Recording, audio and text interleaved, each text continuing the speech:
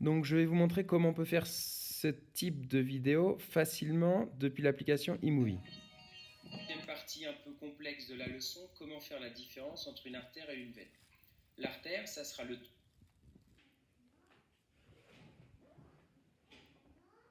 Bonjour à tous, je vais vous montrer comment faire un tutoriel avec eMovie, d'accord, pour notre classe. Donc première chose, je clique sur eMovie, ça va s'ouvrir.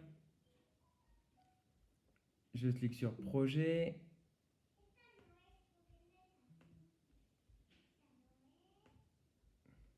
Nouveau projet. Pellicula, film. Donc la première chose que je dois faire, c'est apporter ma vidéo. Donc je clique sur Archivo, Importar contenido. Je vais choisir sur mon ordinateur ce que j'ai. Donc, si je le trouve, je prends ma vidéo. D'accord, donc ça c'est la vidéo sur laquelle je veux travailler. Eso es el video sobre el cual yo quiero trabajar, ¿vale? Je le descends, lo arrastro hacia abajo. Ya tengo mi video entero.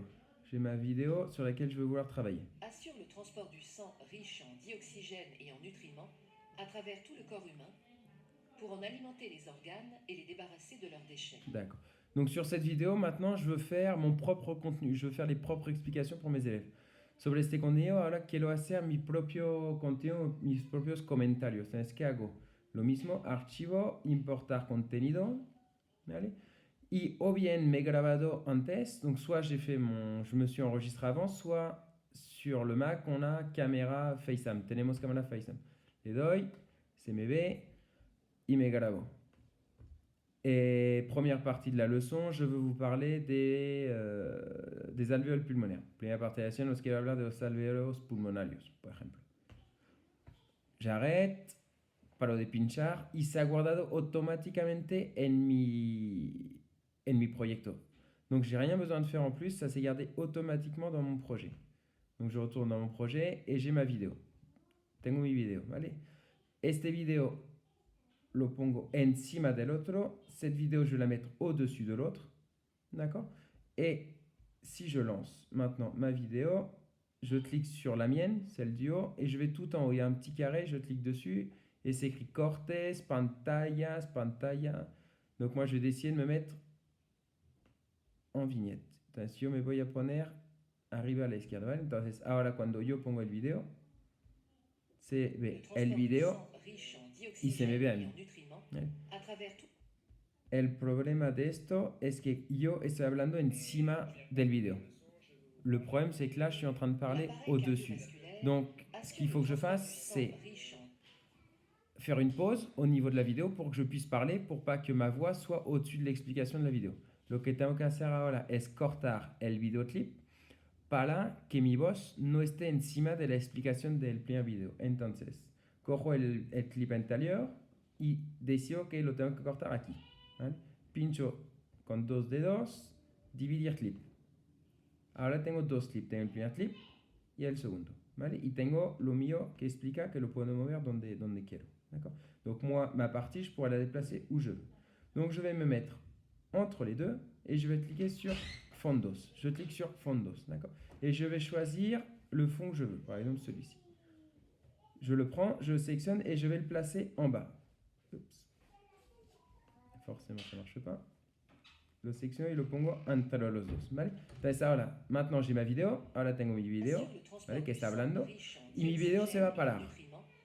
Ma vidéo, maintenant, va s'arrêter quand elle va arriver à mon fond.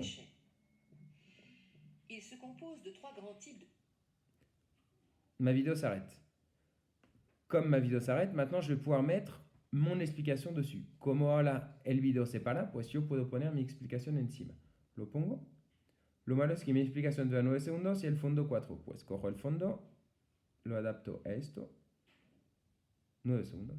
Entonces ahora lo que tengo es el video original. Maintenant j'ai la vidéo originale.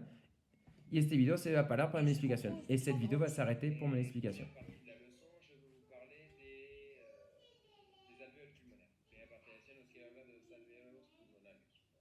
vaisseau sanguin. Y après ma vidéo reprend. Y después mi video vuelve a... Entonces, puedo parar el video cuantas veces como quiero. Puedo dividir, por ejemplo, lo quiero dividir aquí, pues pincho, dividir clip. Aquí, dividir clip, ¿vale? Entonces, maintenant, je peux diviser ma vidéo autant de fois que je veux pour mettre mes explications sur cette vidéo. D'accord? Donc, à chaque fois, je prends fondo, je le mets entre les deux. Tac. Pourquoi ça n'a pas marché? Je le prends entre les deux. D'accord?